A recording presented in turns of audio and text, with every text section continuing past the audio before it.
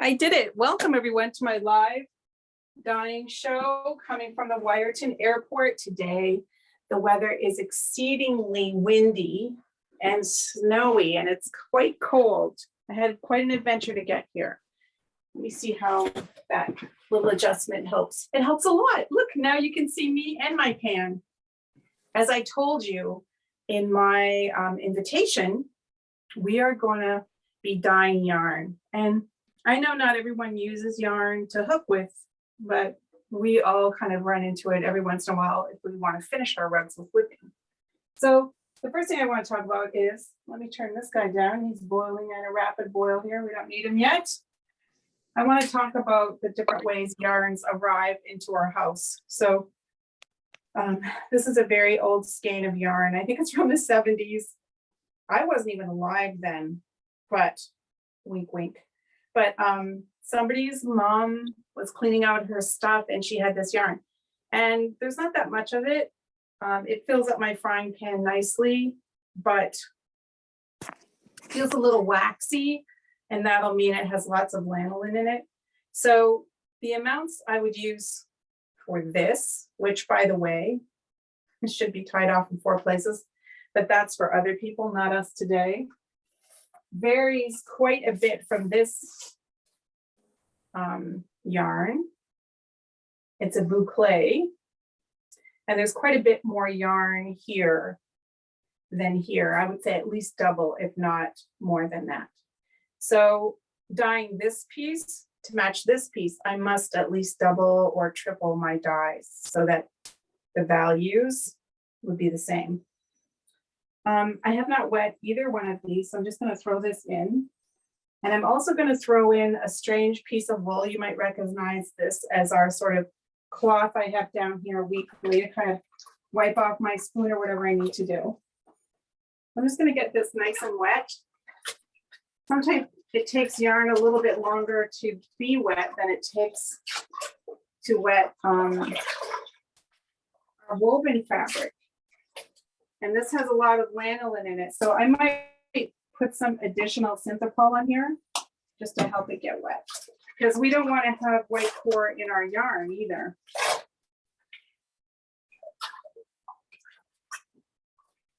I like to do this in the electric frying pan. I think it's fast and I can control what's happening with my colors. So now it's all nice and wet. And I'm going to try to gingerly find where it's tied off. So you can see why you should be tying it off in more places. So I'm just going to lay it down in such a way that the middle of the yarn side goes sort of in the middle. And you can change how this happens, but this is what I always do, because I have tried to have more yarn in the middle than anywhere else, and you'll soon see why. If indeed you don't want to do that, you can get this little piece of fabric, whatever I do with it, and you can ball it up and stick it in the middle. So let's do that so that you can see what happens and why I'm saying that. You just stick that in the middle. So it's going to absorb sort of the extra dye and make things so that they're not too wet. Now, you might also notice, I don't know if you can see, but my pan has hardly any water in it. And that's the way you want it. So the first color that I'm going to use is red. It's going to look horrible because red sometimes does. So I'm going to use 1/32, which is a smidgen if you have those kind of spoons.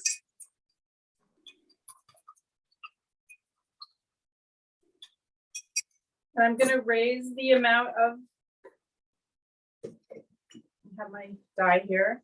I'm going to use this little whisk because sometimes red is very resistant to getting mixed into the water. So I have this little tiny whisk that I sometimes use if I'm in a hurry. You want to make sure you get that all mixed up. I'm going to add a very small amount of acid because I'm going to add acid with every color. So the reason for that is I want the color to stay where I put it. And now I'm just going to top this up so that I have about a cup. So now I'm going to pour this color in sort of a broad X. I'm gonna go over here, I'm gonna go over here, I'm gonna go over here. So of course I poured too much in one spot. Well, we're not gonna worry about that. If I wanted to, I could take this piece of fabric and get some red out over there. So what I'm trying to do is pour an X. So it's less red on this corner. And you can see I'm deeply disturbed about that. It doesn't really matter.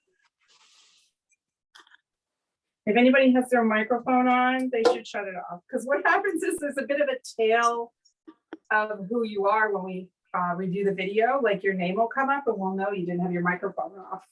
It's like very telltale. The next color I want to add is 1/32 of Brilliant Green. And before I came on today, I carefully arranged my dyes according to the color wheel here, so that I wouldn't have to keep on trying to find a dye, which happens to me a lot on these days. You'll notice also that every time I have a dye sort of open, I make sure that I hold on to it until I put the lid back on it. I don't usually set it down. So added the water, added a little bit of acid. I'm going to test this water, although I can see it. I always love when I mix up my dyes and they make a little heart sign on the top. I just have a little heart from Brilliant Green. It's not even Valentine's Day. So I can see that the red is actually taken up. But if you wanted to test this, of course, you have your handy little white spoon. You can see there's a bit, and let me tell you, because there's so much lanolin in this is a very sheepy smelling dye session. Smell like I'm in the barn. Now, when I add this color, I'm not going to pour it where the red is, and that's because they're opposite colors. So I'm going to go across this way, and I'm going to go across this way. It might be the thing for you. Everybody see what I've done? I also roll it a bit. Okay. Somebody's talking right now. I can hear you. So see that? Oh, it looks so Christmassy. Okay, so let's prepare our next color. So far, it doesn't look repulsive. Okay, we're going to fix that. Our next color is Blue Violet, strangely.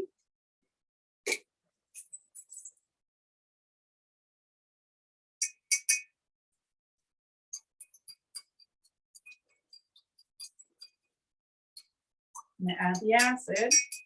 Now this color is darker, and you want to take that into consideration. Maybe you don't want it to appear so darkly. If not, you can add it with more water, or you can use slightly less dye, and that just means don't fill it up fully to 1/32. Okay, stir this up a little, add my other water. You can start to see now why it's kind of good to have that thing in the middle when I have a thin and there are not very much weight of wool, because it helps not get black bottom. Black bottom is when dye and acid are touching the hot spot. And of course, this frying pan heats up along the sides and the bottom, but unfortunately there's so little wool in here, the fact that it's heating up on the sides just doesn't even matter. So next, I am going to choose another angle to pour my violet. And it can touch either one of these colors because it works with them both. I'm going to spread it out a little because what I like to have happen is color interaction when I make these yarns. And although this is going to be kind of a showy piece of yarn, you could also do this much more darkly with exactly the same colors, but just use more of them. And then you're going to get a nice darker yarn to whip with, which is often what we need. Or if you needed a light one, you would be able to do it with much less dye as well and get a beautiful result. So you can see this violet has helped things to go together a little bit better. And our last color is going to be yellow. But I'm just gonna add a smidgiest bit of brown to it so it's more golden.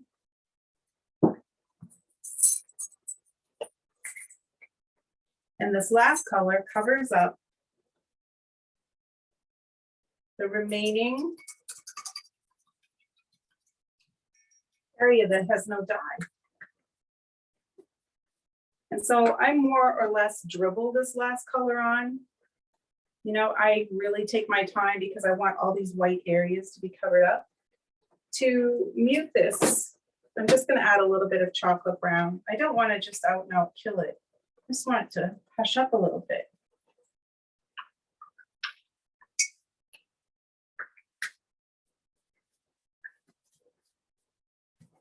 Okay, so now we have this, and I'm going to top it off with some water.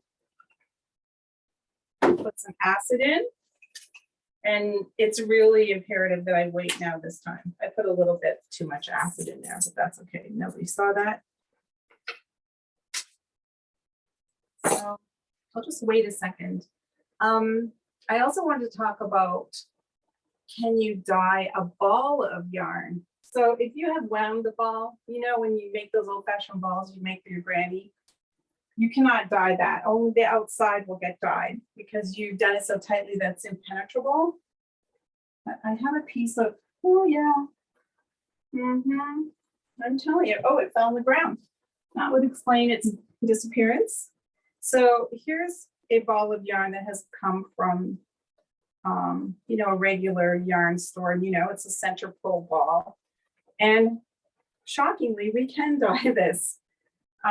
Because it's loosely wound up. Now you have to manipulate it quite a bit, and you have to also dye it by squishing it down. So we can do that right now if you like, and I'll dye it in the microwave. So I'll get it nice and wet. And you know, you have to be careful with it because this is 100% wool, and yarn has a tendency to felt. So I'm not going to handle it much during this process. So make sure you get it good and wet. But gently, gently. The next thing I'm going to do is get some water in this measuring cup. It's a 2-cup measuring cup. Can you see this? I'll set it ahead. And I think I'm only going to use 2 colors because I don't want to get too fancy. Let some water pour out of it. I often will, when handling these yarns, like not even handle them with my hands, but use some kind of a strainer or something so that I don't have to be, you know, manipulating them with my hands. I hadn't planned on doing this, so I don't have figured out what colors I'm going to use yet. And of course, I don't even have anything to mix up my colors because I've got everything on the go. So let me check this out. Still has quite a bit of violet in there. You know what? I'm going to add some more acid just by hand over top. And when you're doing this too, you can't walk away and answer the door for a delivery or anything because, you know, low immersion dyeing means it's going on all the time and the water is evaporating. So let's add this yellow or this kind of golden color I created. So everywhere there's some white, I'm adding it in. And it's kind of more like a little flourish.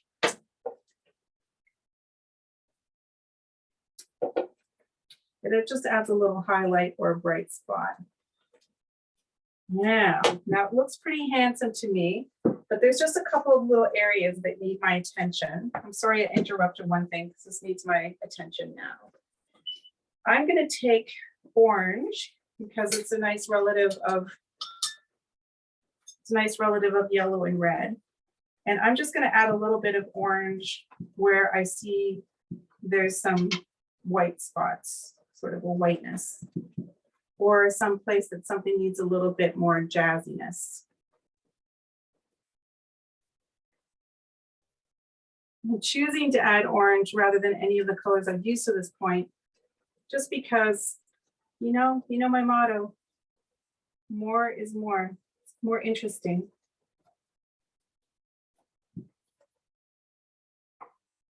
So there's a spot right there. You see, I picked this up. And the way this is dyed, you can pick it up and have a look at it because, you know, the color's all taken up by now. So I'm just gonna wait for that orange to take up. Make sure I don't have any other weirdnesses I won't care for while knitting. You can use this to knit too, or finishing with, or hooking with, for goodness sake, indeed, you can hook with it. And it's, you know, I'm sort of feeling like, well, I think that's good. There's one spot I'd like to add turquoise to because the purple and the green have made turquoise, and I just want to emphasize that a little bit because there's a bit of a duller spot in there. So I'll take the color, two colors made, rather than go back to the original color to do this fixing and finishing. Okay, so now I have this free. I'm gonna get some hot water. And I'm going to pour orange on the inside of it.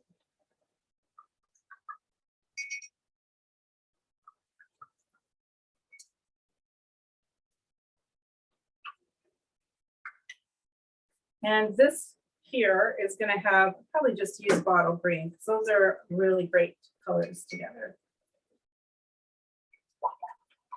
So I put the bottle green right in here. I'm going to put the acid in there to make sure I got it pretty much dissolved. You don't have to get too much in an uproar when you're doing this, because it's a pretty like wild, artful thing to do.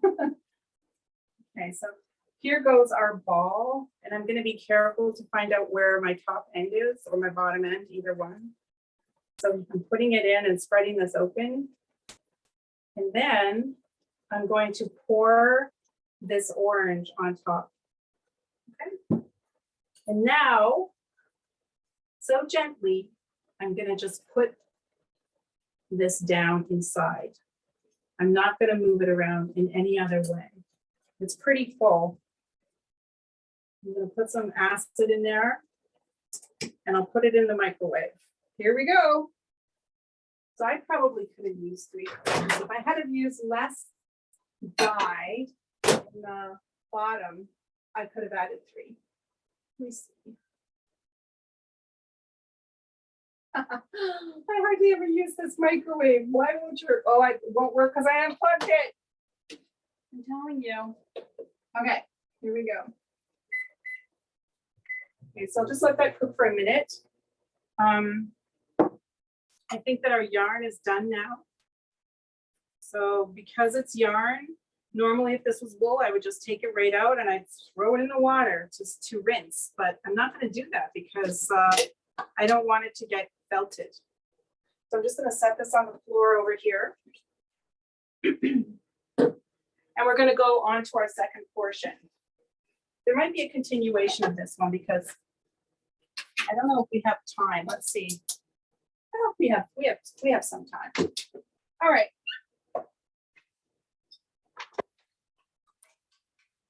Here.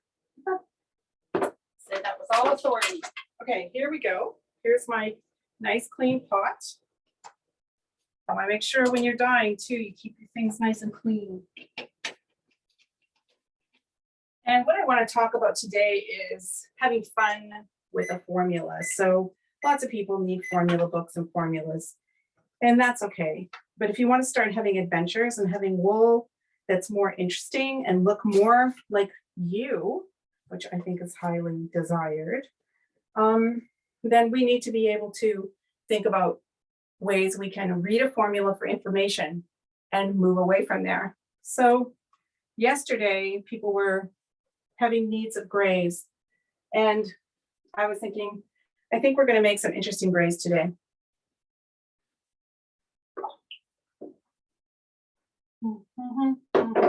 Well, I'm in this strange position where I have no paper towels. I do not want to pour this into my sink because I just have a single sink. So I have to clean up my jar or this little container that I just put the orange in with my nice wool rag. Ever adaptable. So now I need hot water. I can just put this right into my dye bath too, but I'm going to try to be as ladylike as possible. It's very hard for me.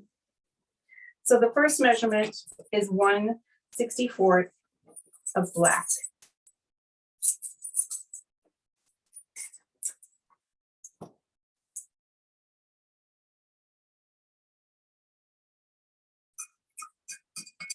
The second measurement is 1/128 of turquoise. So if you're looking to do a small measure, 1/28 of turquoise is 1 inch of a damp round toothpick. But I am using my years of experience guesstimating. So your results might not turn out exactly as mine are turning out, because you might have more accurate measures. Okay. So that's our first formula. Well, this is a fun game to play because you can really learn a lot about color interaction. So now I'm just going to pour this in. I'm going to add 1/8 yard. I try to get these strings off because, believe it or not, they take up quite a bit of dye, and we're not going to use those unless you're making some other creative thing. I'm going to turn up the heat on this, sink this baby in. You can kind of see the color it's going to be. And now let's move on to the next one. And I'll be putting it over in my pot on the countertop.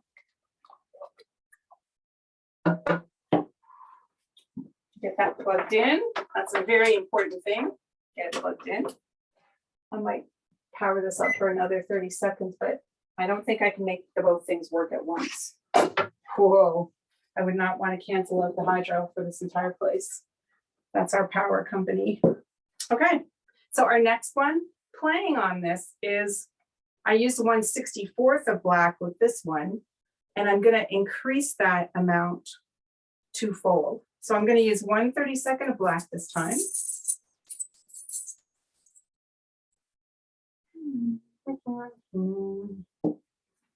Yes. Even though I try to be tidy, I'm always like, where is it? Where did it go? I'm used to using much larger jars too. So at home, and any of you can buy these if you want them. They're jars of this size full of dye. So I'm not used to looking at these little tiny, little tiny jars. So with the turquoise, this time I'm going to put exactly the same amount in, and we're going to notice the difference between one and the other. Because I don't know if anybody has any guesses about what's going to happen.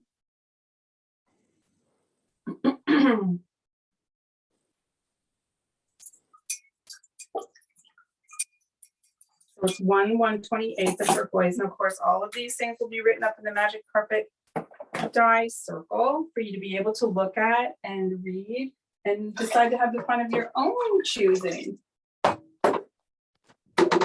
Throw that boucle down there.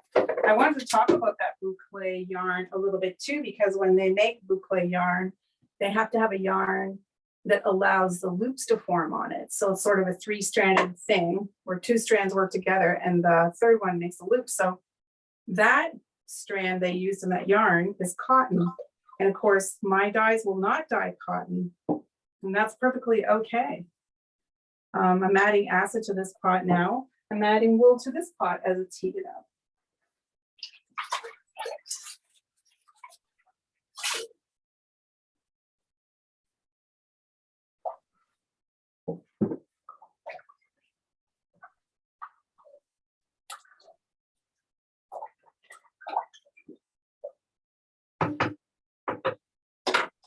I'll get this really heated up, and then I'll be able to turn the microwave on. If all else fails, I will just be able to show you that. And I may, once it all takes up, flip it over and add brown on the other end so that I've got sort of a 3 colorway situation going on. A lot of things are possible. I know also, Patty had asked me a question yesterday, and I was still thinking about it. And her question pertained to my article in Rug Cooking Magazine, The World's Most Beautiful Dye, or The World's Most Beautiful Wool. She doesn't have an oven that she can dye in, and a little dye, she calls it her dye dungeon, I think. And I was trying to think of ways she could do it. And I did think of a bain marie where she would have the electric frying pan, put water in it, suspend a pan on foil, and then put a lid over it all, because what you want is all over heat. You don't want bubbling. But you could also, I think, and I haven't tried it yet, but you can add 1 dye at a time, let it take right up, but then you don't get these beautiful intermixings that you might get that happen in the oven when you don't touch anything and you have all the dyes in there together. I think there's something kind of magical about that. So that was something I thought of. Now this dye bath is all cleared up. Let's continue our extrapolation. And because this is wool flannel, I can treat it quite differently than I do wool yarn. Into the sink it goes. Wasn't that a beautiful flourish? Okay, so number 3, instead of using black, let's go to our measurements of our first formula, 1/64 and 1/128. And let's add 1/64 of chocolate brown instead of black. And let's see what happens. There's chocolate brown, there's turquoise. Okay, so we are going to measure 1/64 of chocolate brown. Somebody was also saying yesterday how they have difficulty sometimes dealing with these measurements, you know, like remembering where am I, what am I doing? And today, because we were going over so many things, I made myself a poster, just sort of a piece of paper, and it's allowing me to just quickly glance up and remember where I am.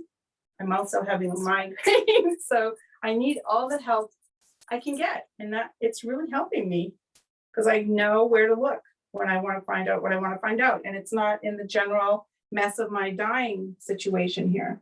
So 1/128 of turquoise, 1/64 of chocolate brown. I'm going to stir this up a little bit. This is at quite a rolling boil.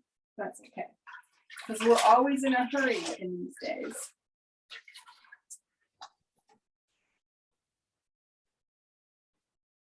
In she goes. Get my spoon so I can move it around a little bit. So this has made quite a different and beautiful color. I'll just look at that. Isn't that gorgeous? Of course, on the welcome mat, you'll be able to see them and see them compared. I'll always try to do that at the end of the video too, but sometimes I just can't.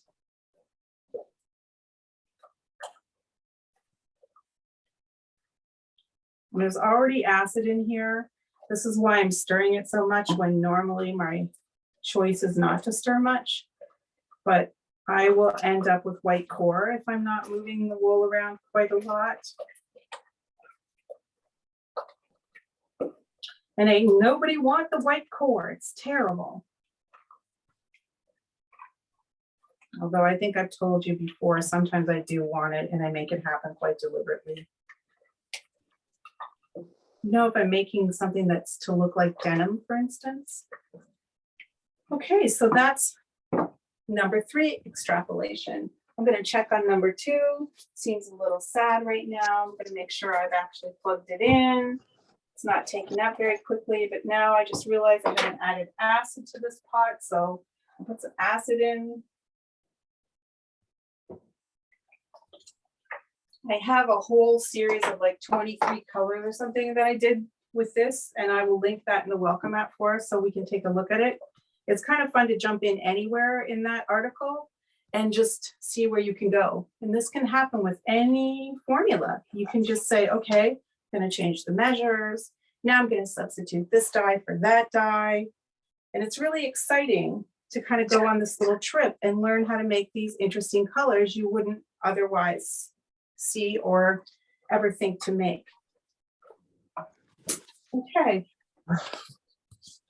Now, my next extrapolation is to substitute, you know, I went from black to brown with turquoise, and now I'm going to go to orange. And we're getting into the opposite color world here. This is almost taken up. I just might add a little, because, you know, don't do what I do what I say. I'm going to add some more citric acid to try to get that to clear up. I really don't want it to be too influential to my other colors. Okay.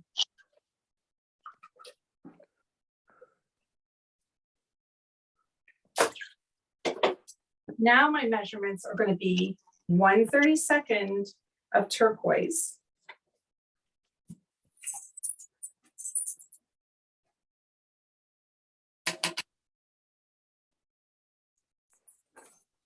And 1/28 of orange. And of course, all these things are on the welcome mat for you. So you don't have to even bother writing them down unless you like to doodle.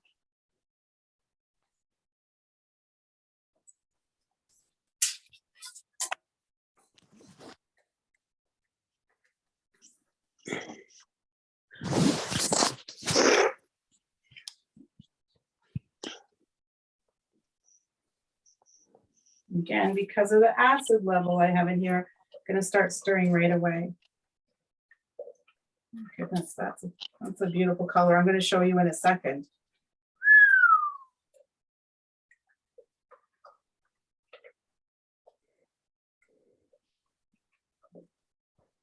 Look at that one. Isn't that great?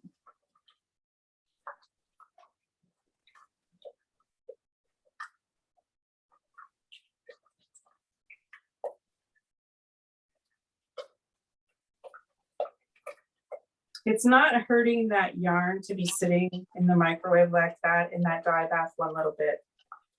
So if anybody's concerned about that, I could leave it in there all day and come back tomorrow and finish cooking it. Okay, this is almost clear. And our last one that we're going to do is do equal amounts of turquoise and orange, and let's see what happens. Isn't that lovely? It's nice to see that color on a gray and snowy day. So I have a little bit of dye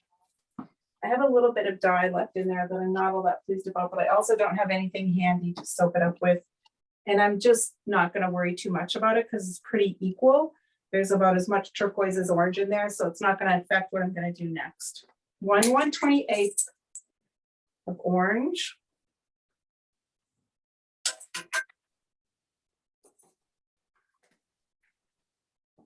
And 1/128 of turquoise. So one holy grail that master dyers are always looking for is colors that when used together make a perfect gray. So a lot of people are talking about monochromatics right now and the use of one dye, right? They try to use black or they try to use brown or some combination of black and brown, or I'm just going to check this over here. But the most perfect thing to be able to achieve when you want to make something like that is to have two colors that are equally balanced in saturation, that will, when put together, make a perfect gray. And the holy grail is to try to figure out how much of each color you need to make this happen. Now, it's not going to happen with these two. But that's something that's always present on my mind. The next time I have some time, that's what I'm going to do. I know there's two colors in ProChem, caramel and teal, and they make a perfect gray. And when people are trying to make gray, I always tell them black is not your friend because it just doesn't make a good gray. And I hope that you remember that too. And the other thing I want to say about monochromatics while I'm talking about them is one of the saddest things we do is we only take value into consideration and we don't get the beautiful saturations that we need also. So if you're thinking about making one, please take into consideration the bright and the dull as well, because it's just as needed as values. Okay, I'm open now to have some questions and I hope you have some for me. Go ahead and open up your microphones.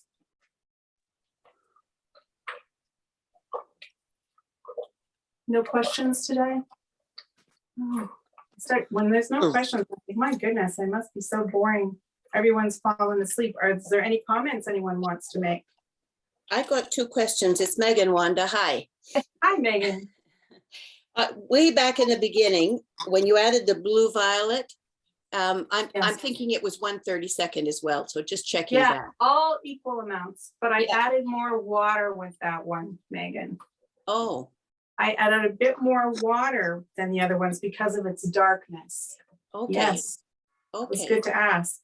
Yeah, Then the other thing was, for much of that, you were using the little Pyrex pitcher to mix your yeah. dyes. And now you're working, putting it directly into the pot. Does it matter? Well, when I need to What- pour, when I needed to pour with the yarn, I have to put it in my cup. Yeah, so it's just because the cup is gone? Well, it doesn't, normally I would never use the cup, but I would recommend you use the cup. Okay, Because then you can see if your dyes are dissolved properly and so on. So it's Yeah. sort of the difference between my practice, which is how I dye, right, and my purpose, which is me teaching you. right. And I don't do the same things because I have so much experience with it. Like I highly recommend you mix all your formulas outside of your pot. Got it, got it. Just so you know that everything's dissolved. Yeah, I will, I promise. That's okay, you don't have to, but for me, it's about expediency too. Like, why do I keep, I have limited resources here too. Like I only have so much equipment here. I mean, every week I bring a little bit more. But I'm gonna take this yarn, Megan. Is that Yep, that's good. Thank you very much. that's fantastic. I'm glad for those questions. I think it helps clarify things for everyone. This is still hotter than a mofo, so I'm going to be real careful because I do not want to put it in cool water. I could put it in water of the same temperature and it would be fine, but then I'm making all this noise of running water. So you can see how beautiful this is. Isn't that lovely? So here's our piece that I just had sitting in the middle. Every time I do something to it, it gets more interesting. Okay, so this part here was obviously folded up inside and this part was obviously on top. And that's why I got more dye. Now I'm going to show you the results of these extrapolations.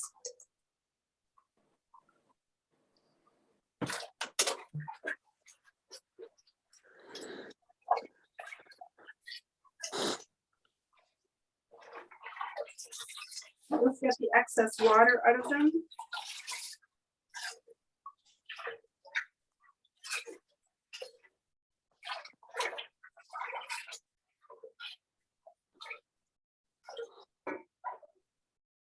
So here is our first one, 1/64 black and 1/128 turquoise. Here is double the black.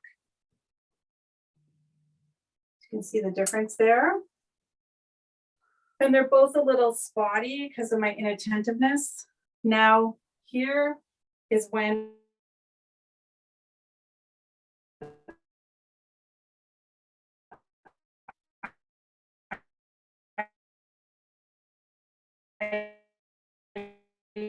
turquoise and orange, with 4 times the amount of turquoise to orange, 1/64 and 1/128 of orange. I'm really a fan of this color. I hope that Beverly's on here. Beverly, that's a beautiful turquoise to use. Also, I want to say, interrupting myself again, yesterday Beverly was asking me colors that go well with turquoise, and I forgot golden. I told her no yellow because it can be very harsh looking, but a golden color like I made today would be beautiful. And here's the last one, equal amounts of turquoise and orange. So isn't it cool how varied these are and how easy it is to get these different unusual colors just by changing some of our formulas that we're reading. It's kind of like editing, you change a word and it can make all the difference. Well, if no one has any more questions, I'm happy to discuss anything with you for the next 2 minutes. And we've had a bit of a long video live show here. No questions? I've got Great. one, but Go, babe. I just am full of questions, I guess, but I think this might be impossible to answer because what I have here, it was in the first section, use less dye in bottom, could have ... because I couldn't hear you. You can have black bottom. So that's where dye congregates and makes a very dark spot. Right. You would get that. I didn't get it, right? I was lucky. Well, here's a place where you can kind of see it was beginning to happen. Can you see right Okay. here? Yeah, It's quite a bit darker than other spots, and that's sort of what you don't want to have happen. So that just Okay. happens because my pan is hot yeah, and my water's not very high. And so the dye just quickly collects there because the heat is coming from the bottom. And we don't want to stir this around. So I could add cool water if I think that's going to happen. Or I could just be more judicious about how I'm distributing the dye. You saw when I would roll my yeah. cups back and forth, so that helps spread it out a little. Okay. So I often do that almost immediately upon pouring it on. Okay, So- thank you. You are so welcome. I'm so happy to have these questions. Does anybody else have anything they want to say or any questions? Okay, I'm going to give a little commercial now. I just want to talk about how important it is if you're a guest here or just a member that you support the Welcome Mat. That's what allows this to happen. And you should subscribe today. It's important because this little thing I'm doing here is just a small, tiny acorn compared to the oak tree that's available to you. So please join us. You guys have a great weekend. I hope you'll try playing with some of these things. And I'll be putting this up during the weekend and I'll let you know when all the information is available for you to look at. Thanks so much for joining me. Have a great weekend. Thank you. Bye. Thanks, bye. You're welcome.